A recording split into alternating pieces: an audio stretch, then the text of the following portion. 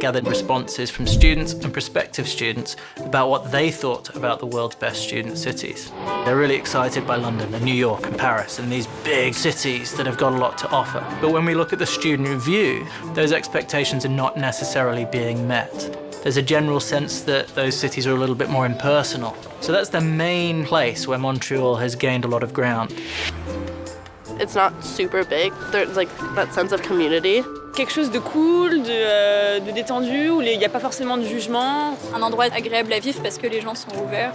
Everybody here is very friendly and the environment is just very intimate. Let's examine in detail why those students have rated Montreal so highly. 5 key themes. First, it's a beautiful city. Architecturally, environmentally, the whole city is seen as very attractive.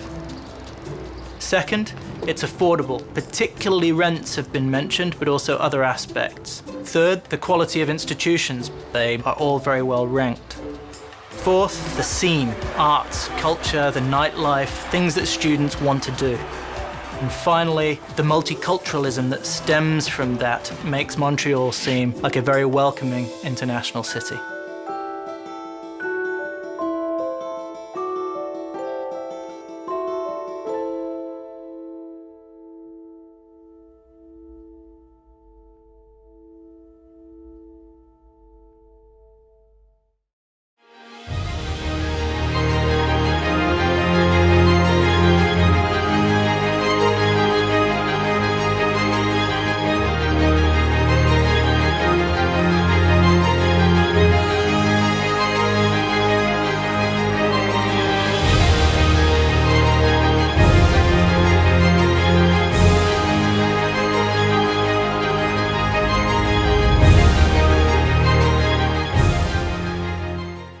Okay, hi.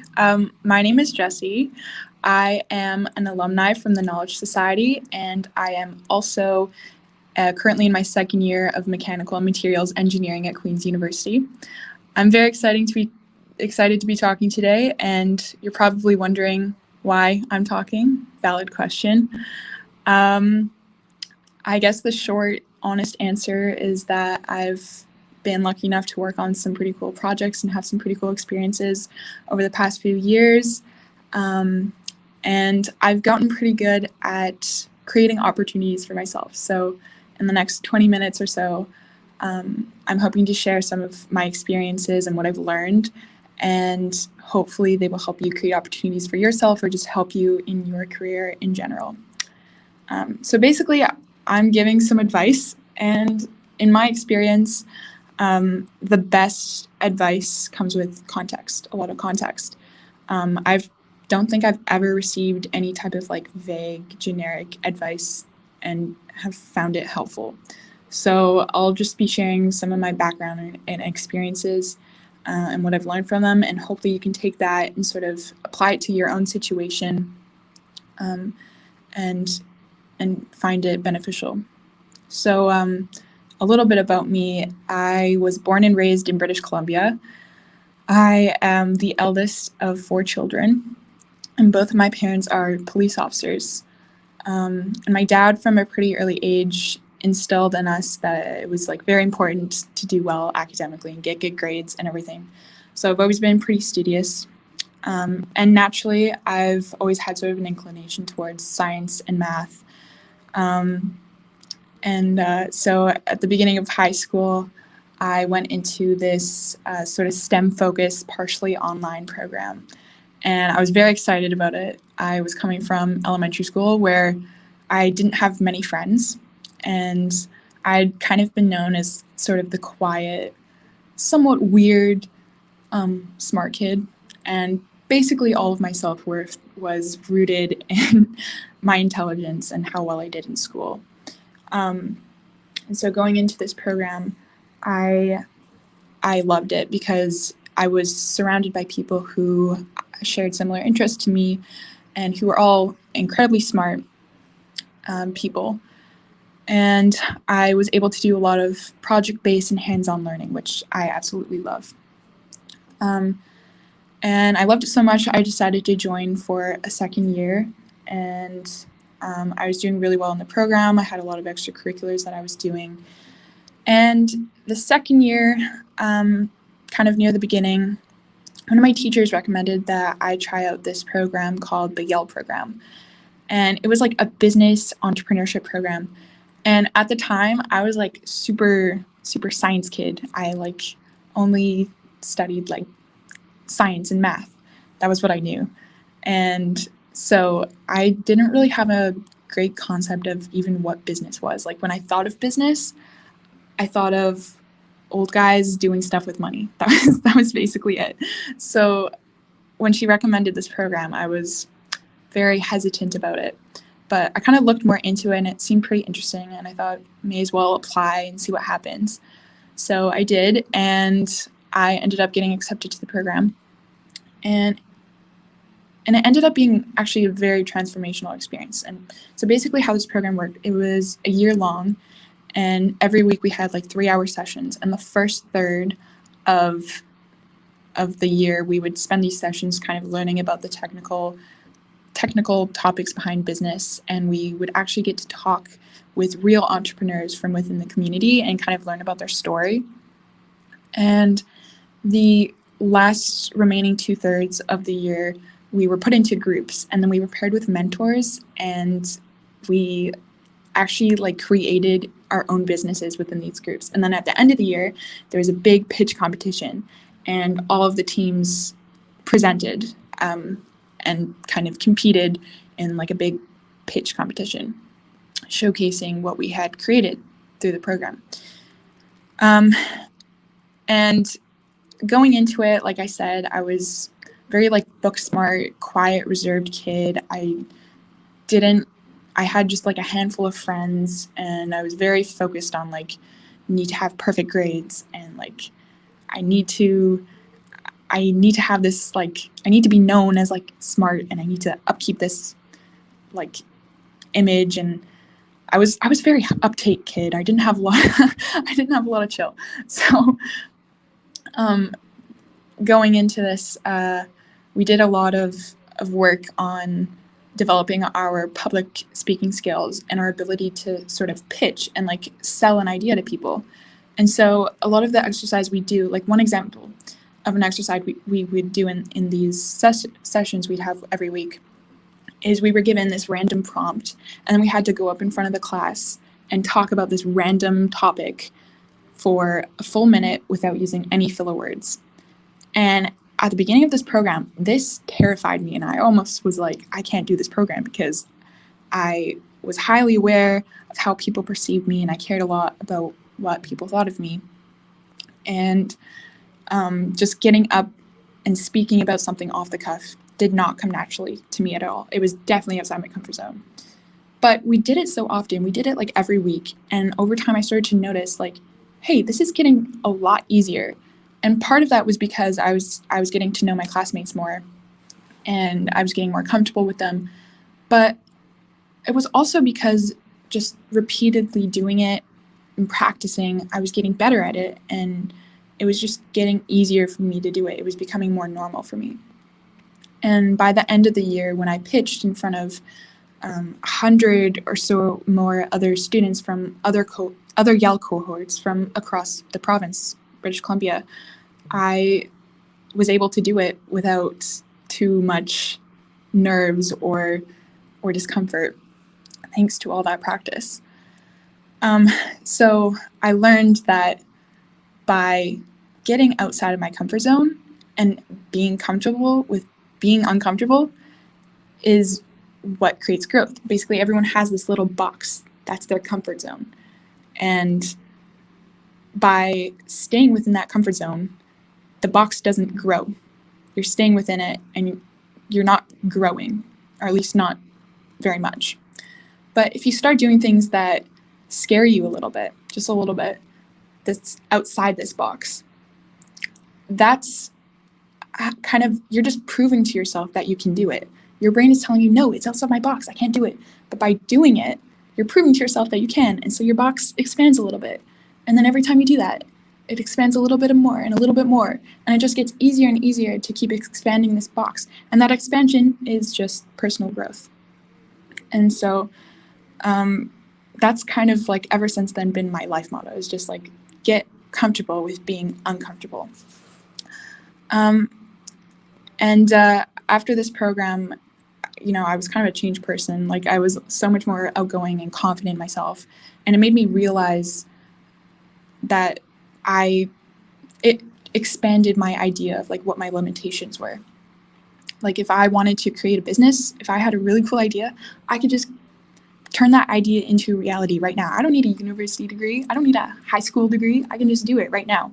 So I was a completely different person. And I loved the Yale program so much that I decided to stay on as an ambassador for the program. And about a year into the ambassador program, I was given an opportunity to speak at a conference. It was the annual general business conference for the British Columbia Chamber of Commerce. And this was definitely way outside my comfort zone, because I had presented in front of my peers before. I'd presented in front of people I didn't know before and pitched in front of them. But those were people I knew. Those were my peers. And those presentations were very well rehearsed and practiced. This would be in front of adults, in front of real business professionals. And it would not be rehearsed. It's a panel. So I was terrified, but I forced myself to say yes, because I knew that this would expand my box by a lot, because this was like way out here for me. This was way outside my box. So I knew it was going to expand my box. And so I was pretty nervous about it, but I did it, and it ended up going very well. And after the panel, a woman came up to me. Her name was Ritu. And she introduced herself as the executive director of the South Surrey and White Rock Chamber of Commerce. And that was like the city that I lived in. And she said, "Hey, I loved your panel. We are hiring summer interns this summer. So if you're doing anything, like if you're not doing anything already, then like reach out, apply." And so I took her business card, and I was like, "Oh, this is cool. May as well apply. I'm not doing anything yet for the summer." So I applied, and I got an interview. And it was about a month after this panel. And so I got to the building, the Chamber of Commerce, and I was sitting in the waiting room. And Ritu came out of her office, and she shook hands with me, brought me into her office. And she starts asking me questions, but all of a sudden she kind of looks at me, and she's like, "You look really familiar. Like, where do I know you from?" And it's like, "Yeah, you came up to me after the panel." And instantly, the whole mood, the whole entire atmosphere of that interview changed. She was instantly way more like engaged, and it seemed so much more personal. And I ended up getting the job. And that was pretty unheard of for a high school student, because usually only like college, university students would be hired for that. And there was a lot of applicants too.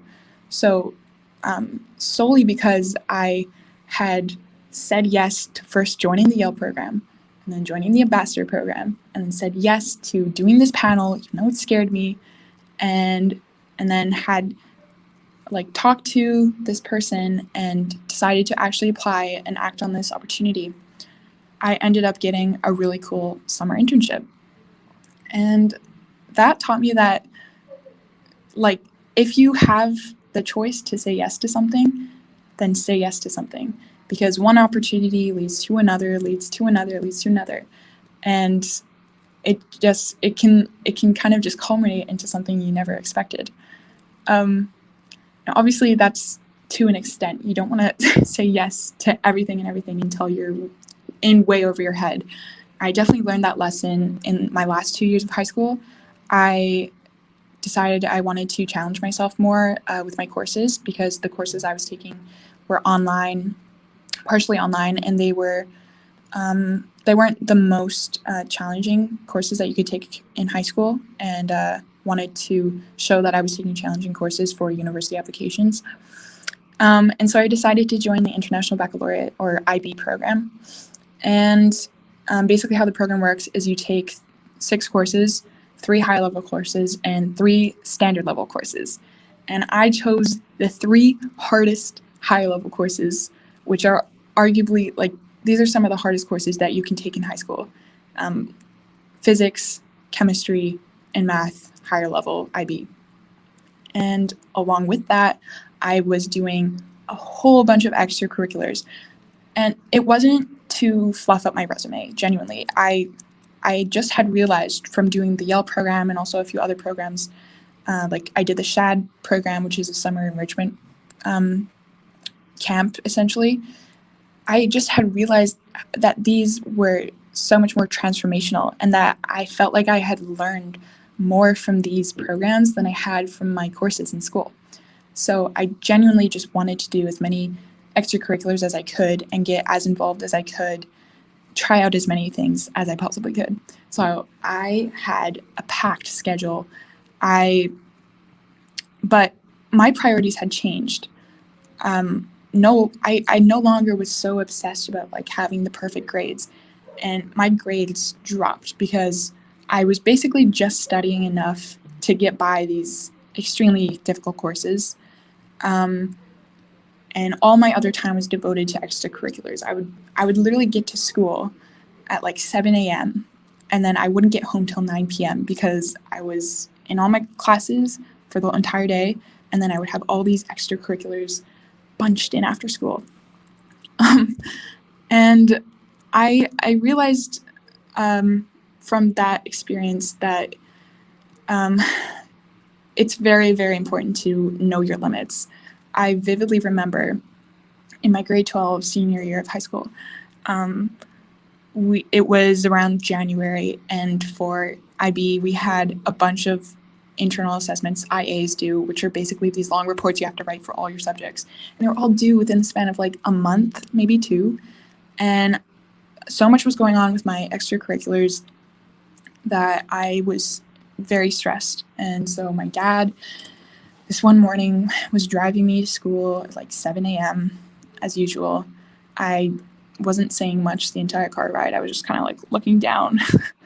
I was so sleep deprived. I was stressed. I was just kind of exhausted, burnt out. And I remember like he stopped the car in front of my school. And I remember just like looking up and looking out of the car window. And just as soon as I saw the school, the physical building, it just, all of that stress and anxiety kind of hit me at once. And usually I don't like get emotional. Like I don't cry when I'm super stressed, even if I'm super, super stressed, but it all kind of hit me at once.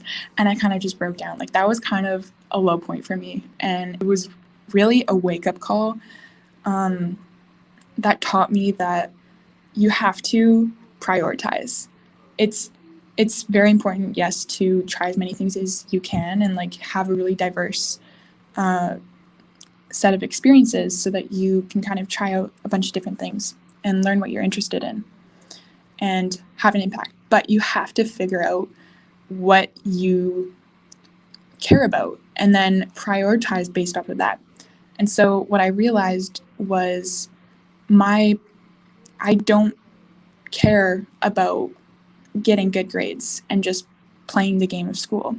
I care about having an impact. And through some of the extracurriculars I'd been doing, I had seen how I could have an impact on my community and on my school and just like the wider world. And I found that so much more rewarding and transformational than getting a good grade in a course. And so last year I started my first year of university, and obviously because of COVID it was online. But I remembered that what had happened in high school could not repeat itself because it was not a good situation. I was kind of just hanging on for dear life. It was no longer learning. Like school extracurriculars, it wasn't so much I was learning. It more felt just like a huge to-do list. And I didn't want that to happen again. And for Queen's Engineering, the first year that we do is general, so everyone takes the same courses, and then later in the year, around February, everyone chooses their discipline that they're going into. And so I was kind of debating between 2 different disciplines. One was mechanical general engineering, which is generally thought of as like an easier discipline, like still difficult, it's engineering, but one of the easier ones. And I was debating between another one, which was considered one of the hardest ones, engineering physics. And I was so used to always just doing the hardest one that I could to challenge myself. But I thought back and I was like, no, I'm going to want to do extracurriculars again. I'm going to want to be working on things that I care about. You know, I want to do side projects and I want to get really involved at school. So I'm going to have the foresight to be kind to myself. And I ended up choosing mechanical engineering, and I'm so grateful that I did, because I'm really enjoying all my courses, but I'm not dying from the stress of it. I can manage my courses and still have time to do extracurriculars and projects that I'm excited about. And in first year last year, one of those extracurriculars that also had a huge impact on me was the Knowledge Society. And if you have never heard of the Knowledge Society, TKS, it's basically this human accelerator. And so a bunch of youth ages like 13 to 18 from all over the world are put into this program. And we learn directly from actual entrepreneurs in their field. So like past McKinsey consultants, past multi-billion-dollar entrepreneurs, like actual people who are already in their field doing exceptional things. And you're with this group of like the most highly motivated youth in the world. And just being in that environment, it really made me realize the importance of surrounding yourself with people who you want to be like. If you surround yourself with people who don't have the same priorities as you. For example, if I surrounded myself with people who were very grades motivated and cared a lot about school, then I would probably feel a little bit more pressure to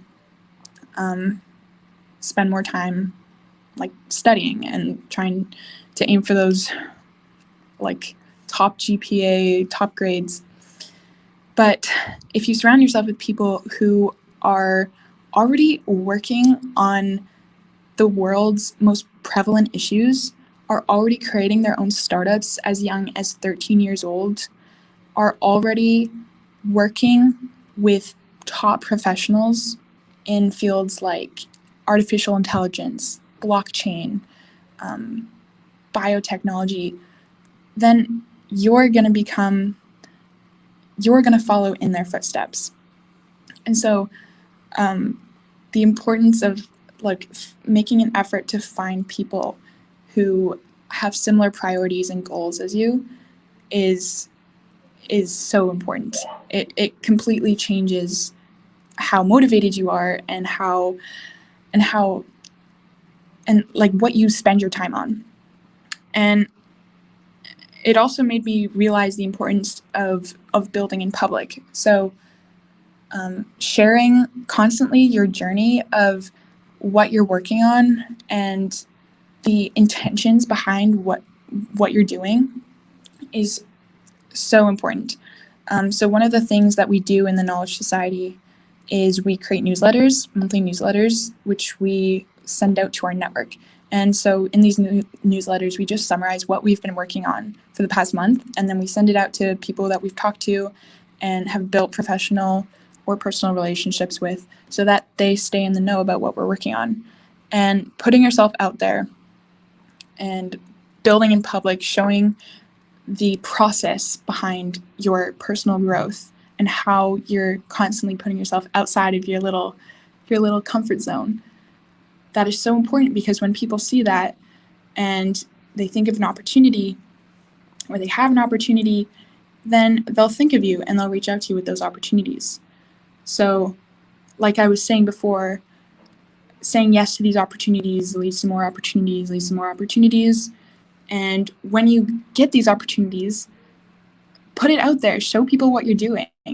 And that also leads to more opportunities. And a little bit related to that is if you want an opportunity that maybe doesn't exist or someone hasn't reached out to you with, create that opportunity for yourself. For example, I wanted to work at this tech company last summer, and I looked on their website. I couldn't see any job postings or anything. So I made a personalized video showing who I am, explaining why I would be good for the role.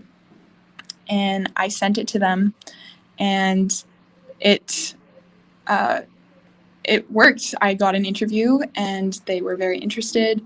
I ended up going into another round of interviews, and I was one of the last two candidates, and they ended up going with another candidate who simply just had more years of experience than me, which is completely fair. But it just goes to show that, you know, you don't have to wait for opportunities to come to you so that you can say yes to them. Create opportunities for yourself. And so a big way that I do that is using things like LinkedIn and Twitter and my newsletters. And so I would highly recommend like using those platforms to not only grow your network and surround yourself with people who are like-minded, but also to find and create opportunities for yourself. So if you maybe have a group of friends who they don't maybe have goals that align with yours, then just reach out to someone on LinkedIn. There's so many people, and if it's easier, feel free to reach out to me. I'm on LinkedIn, Jessie Pound, and feel free to reach out to me. I'd love to chat with you and talk about it more. And if you want to see the video that I made for that internship, then I would be happy to share it with you. I haven't posted it publicly, but I'd be happy to give you the link. So yeah, if you want to continue, if you have any questions or anything, just want to reach out, feel free to, and I would be happy to set up a call. All right, thank you.